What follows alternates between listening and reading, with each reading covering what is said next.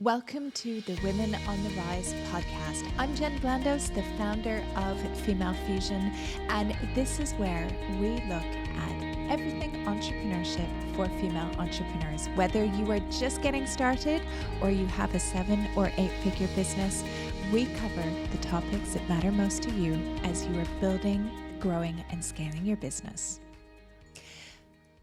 Welcome to another episode of Women on the Rise, and this month we are featuring 30 Female Fusion members who are going to tell their inspiring stories about how they got started in business, the highs, the lows, and everything in between. And today I am joined by Cheri-Lee Roux, who is the co-founder of the Workshop Hub. Welcome to the podcast, Cheri-Lee. Thank you for having me. So before we jump into things, tell me a little bit more about the Workshop Hub and what you do. Sure.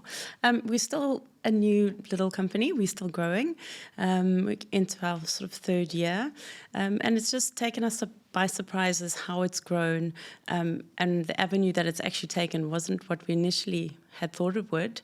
It wasn't our initial plan, but it's grown its own feet naturally, and it's doing well. We've got exciting projects and events coming up and people contacting us. So it's very positive. And I mean, that's always how we get started in business, isn't it? A lot of times when I speak with entrepreneurs, they think that they're going to do one thing and then do something completely different as well. Yep, that's definitely been us. So what did you initially plan on doing for the Workshop Hub? We kind of just started small workshops that we thought we would be doing for maybe moms or ladies in the evening or during the week while the kids are at school, just something small. And what would be an example of a typical workshop that you used to run? So initially we just thought we would do fun painting or macrame or jewelry making, just little handicraft kind of things. And it's just grown into an avenue that we are now doing activations for hotels and restaurants and companies where they bring us into events, and we're now creating like a good relationship between the clients and the company, because it just creates a really nice sense of loyalty with the people coming to do the workshops in their venues. So we're now doing workshops, still craft related, still handcrafts, but on a bigger scale, on a bigger scale, and related to a theme or a specific event, which has been really nice because we can be a lot more creative with what we're making, what we're doing. Well, and you've gone from being business to consumer, which, as we know, does not always pay that well. No. It's fulfilling. Look, it's really nice to be able to work with individuals and to help them. But when you go from B2C to B2B, business to business, it's a completely different ballgame. And the budgets are different as well. And what you're able to do with the budget is very different. How did you find that was quite a hard transition, or were you like, great, we will take that? The brain was going, great, we will take that. But it was also, and still is, it's a juggle trying to, and I think that's where we're still growing and learning, is what we charge for the different kind of things that we're doing, and what the budgets are, because we're new to the industry and new to these big businesses and events. So we don't necessarily always know that we're charging the right thing, and we don't want to undercharge, we don't want to overcharge. So it's this continuous juggle that we're still learning. But we've got a lot of people and support they're guiding us and helping us, which I'm very grateful for. It's such a hard thing to get pricing right, especially in the beginning. But even as you go along, the market changes. You could have more competition, less competition. You could have greater demand, less demand. That all of those things that, if you're not careful, you could end up making a loss or working pretty much for free, which is not fun either. No, no. So I think we did learn that early on. And I think that's something I've learned along the way from other people in business, is we've got to stick to our guns on our rates and trust that what we are delivering is worth the money that we're asking. And I think that's valuable. And there's people every time is going to ask for a lower rate or a discount and things like that. And I think it depends on the relationship and what they're asking for and how you can manage that request. But overall, for me, I feel that we work hard, we deliver well, and what we're asking isn't extortionate. It's fair for the time and the value that we put in. So it's learning to stick to our guns on what we're putting our prices on, and knowing that we're going to get work where we're appreciated, I suppose. So what happens when you say no? That must have been, it's hard, right? Yeah. When you say, because you want the business, especially as you're building your business, when you say no, what's kind of going through your mind or your I'm body? a yes person, so saying no is very hard. I think I don't just come out with a flat no. It's never just no.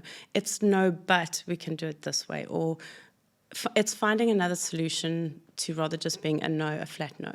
And that tends to work. It's kind of maybe softens the blow a little bit. But I also think people, when you explain and they realize that we're not going over and above or being sneaky with our pricing or anything. And most of the times it's been fine. We haven't run into any issues yet. That's good. Because it is, you do have costs, especially because you're doing a lot of arts and crafts activations, that you have material costs. Yes. There are costs that it doesn't matter what you do, you're going to have those costs. And sometimes one of the challenges when you're dealing with corporates is they will sometimes have a procurement department you have to deal with. I'm sure you've had the joy of talking to procurement. And what I've always found is procurement will be like, well, we got 3 offers, or we went out onto the market and your offer is 50% higher than everybody else. And you're like, what? Can it really be? How? And I found out very early on, somebody said to me, he was like, you have to understand, they're incentivized by how much money they can save. So at Standard Line, they've gone on a training course somewhere and somebody said to them, you tell all of your potential suppliers that they're 50% higher than See who drops. Everybody else. So what kind of discount are you going to get? And it's a bit of a game. But as you said, if you're like, well, I would love to do this for you, but, I can't offer you this like 5-star package, but I could give you the 4-star one, or absolutely. We could, reduce the quality of this or do fewer of that. So then they start to see the value. Yeah, and I've actually had that exact conversation with someone where they explained that to me as well. So I'm like, yay, so I'm glad I'm sticking to my guns, because it's very easy when you're an SME and you're new to it all. And you want the business, you want like I've worked for this customer, exactly. that client. Or it's a big name and you're like, I don't want to lose this opportunity, but then they might take advantage of you. So I think having advice from people like that is very valuable, and it's given me the confidence to stick to my guns. And we recently are working with someone now as well, where I said, okay, we can reduce the price, but we can still deliver good quality workshops, but they might be on a smaller scale, or you might not have as many options as you would with a higher rate. And there is always a way to work around it and make it work for both. And I think that's been valuable for me to learn as well, is that if we're just real, if we're just honest, you can have a good conversation with someone. The other person on the other side of the phone isn't an enemy. And if I say to them, look, this is covering my costs, we're a small SME, we're growing, and I can't afford to give you that rate, or things like that, they genuinely, they're understanding, and we managed to work something else out. So that's really that's really good that you're able to do that. And I'm so happy to hear as well that you're doing that so early on, because many businesses would just get really frustrated and be like, oh, I don't want to, I'm not going to do this. It's a no, you don't respect me. But there is, you're building relationships, you're building your reputation. So 3 years from now, you'll be like, I don't work for less than this. I don't get out of bed for less than $10,000. Yes, please. Yes, absolutely. But you do eventually get there as well. And it's interesting because you set up your business 3 years ago now. So 2020 we started during COVID. And you joined Female Fusion right in the beginning as well. Yeah, we've been part of Female Fusion for a long time. Yeah, and I remember when you first started and you were doing some of these workshops and you were organizing different events on a smaller scale, the business to consumer side. Yes. And it seems now that everything is really grown very quickly. It has, and I think my partner and I was chatting about it today. Actually, we're at a place where we know we need to grow, but it's now trying to figure out the right way to grow and how. I think that's where we need to still learn as well, and where we're at the moment is like we see the need and we know we need to grow, but it's not necessarily knowing 100% where that is or how that is now. So it's so that's kind of where we're at now, looking at the next step, and just figuring out how we can make that work. So I love that stage of business. Do you? I think it's scary. It's so scary, right? Yeah. It's so scary, but it's also so exciting, right? It is very exciting. Can you imagine where, like, first of all, can you imagine that you would be here 3 years ago? No, not right? at all. Yeah. Can you imagine, like, once you kind of work it out and you work out all of the pieces, that your progression becomes so much quicker. And even as well, I found with this podcast series, speaking with so many different female entrepreneurs, all different types of businesses, certain things that they say, because when I talk to our 7-figure businesses, I'm always asking them, what do you think got you to the next level? Yeah. And consistently, everybody has said networking. Networking, my connections, going out and talking to people, having those relationships is the number one thing that got people to the next level. Yeah, I don't disagree. I think networking to some people, that word networking, they just freak out. I know. I actually enjoy it. I get excited when we do a network. And I wish we had time to do more. We often say, we're like, we need to do more. I don't have a problem with meeting people and chatting to people. So for me, it's not scary. And I think that's maybe what sometimes puts other people off.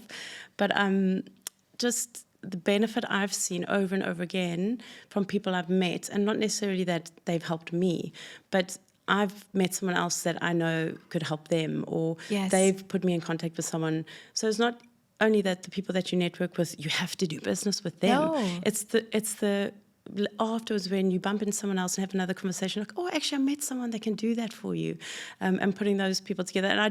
And I'll always try and put someone in contact with someone that I've met at a networking event, because that needs to be beneficial for all of us. Of course. So it's nice to be able to make those connections, definitely. And this is where I see our really successful entrepreneurs understand reciprocity. And because I keep thinking about that, because I see how different people behave in business. And by reciprocity, I mean that you're not expecting something, you're giving freely, but you're not one of those people, because there's some people who will just want to take, who will always be asking for help, always be asking for information, always be asking for connections, but never give in return. Yeah. And that to me throws the whole reciprocity equation out. Get tired of always doing for the one. Yeah. Get Where, tired of it. Somebody like you might not be getting any business, right? But maybe 6 months from now, someone's like, they're talking to a hotel and like, oh my goodness, you need to speak with Cheri-Lee. Yeah. She's amazing. She has these amazing workshops. She'll be perfect for you.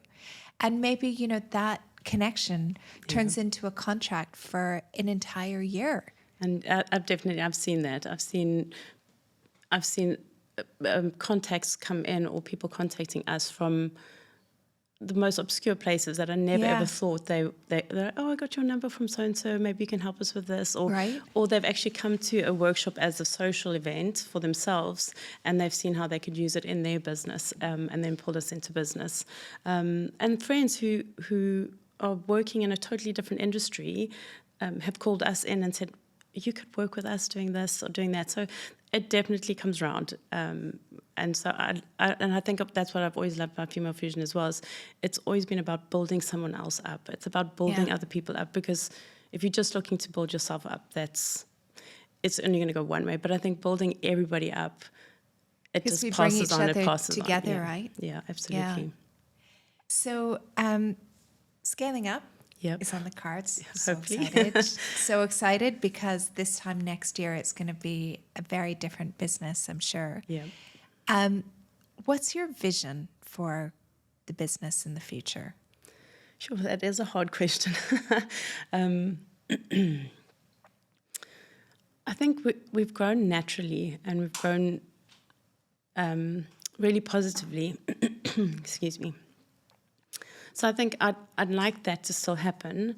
And I also don't want to get too big too fast. It sounds silly, but I want to do it naturally. I want to do it where we're still giving our best to every event and every occasion that we're at.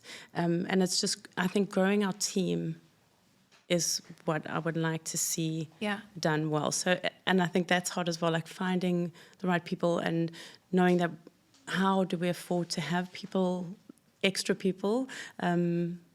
I think that's the scary part of building a team. So I think maybe in a year's time is having one or two other people working alongside us, and that we can do more. At the moment, we can only do so much because there's two of us.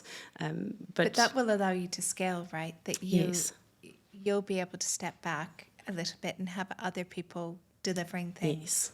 Yeah. So then you can work on the business. So that's, I think that would be the dream, that we can continue doing what we're doing well, that we love and we enjoy being part of, but having grown naturally and having some more people on our team. Beautiful. And things in the pipeline. And a sign of success is not having a 7-figure business, right? It's whatever you are happy with. Yep. And there's so many people who actually have a business that does, the equivalent to $200,000 or $300,000 in a year, and they're actually much more profitable than those 7-figure businesses, right? Yep. And they have more free time. It's less stress-free. They don't have all of that extra stuff that comes along with the bigger business as well. Yeah, I think that's why growing step by step and naturally is also us getting used to it. With family, like we've got a massive support system with our families, but our kids are also getting older, so it's continuously changing as well. So it's been figuring out how that all works together as well. The great thing when your kids get older, you can put them to work in your business. It's true. Says every mum who's an entrepreneur. We're like, can you pack these bags for us? They really do. Every now and again, they help us sort through things, or so we get them involved where we can. The husbands too, they've helped us build things and make things. So it's a team effort, absolutely. But it's great. And when your kids see that as well, they start to understand a lot more about business and how business works and how you run your business. Yeah, that's true. It's I love that. I've seen, my kids have known nothing but me being an entrepreneur. And now, I was recounting a story the other day that my daughter was talking to her friend about something being profitable. And I was like, where did you learn that from? She's like, from you. Brilliant. She's like, we talked about profit before. She's like, it's really important. You need to make a profit in everything. So, cute. Like, I didn't think you were listening, but anyway. Yeah, exactly. But it's great. And also the teenagers are great at doing TikTok videos. That's the other thing as well. We're heading in that we're just on the cusp of that, the preteen sort of ages. So so we're getting there. I've got a 14-year-old. She's great at TikTok videos. And sometimes I'll put together a video to put on social media. She's like, give me your phone. That's so bad. You're not putting that out. So you've got like your own social media person. Yeah, that'll be good. We'll get there. Excellent. Well, I am so looking forward to seeing how you're going to grow. 3 years. Yeah, thank you. So amazing to see over 3 years the journey that you've had from just starting out to doing B2B and really, really scaling. And so I hope a year from now, I'm going to hear about your team and bigger contracts. And yeah, me too. So exciting. We're heading into our busy season now. End of the year, November, December is usually our crazy time. So yeah. Amazing. Well, here is to having the best year yet. Thank you. We hope so. Thanks so much for joining us on the podcast. Thank you for having me. It's been lovely to be here. Thanks for listening to this week's episode of the podcast. If you want to be on top of the numbers in your business, why not download Female Fusion's SME dashboard? It is the exact dashboard that we use in Female Fusion to track all of our numbers, the financial numbers, the marketing numbers, customer service numbers. It really helps us stay on top of everything in the business. As I say, you can't grow what you don't know. So if you'd like to grab it, we've included a link in the show notes, or you can go to femalefusionnetwork.com/SME Dashboard. Now that might be a bit complicated, so just hop on over to the show notes and you can grab it from there.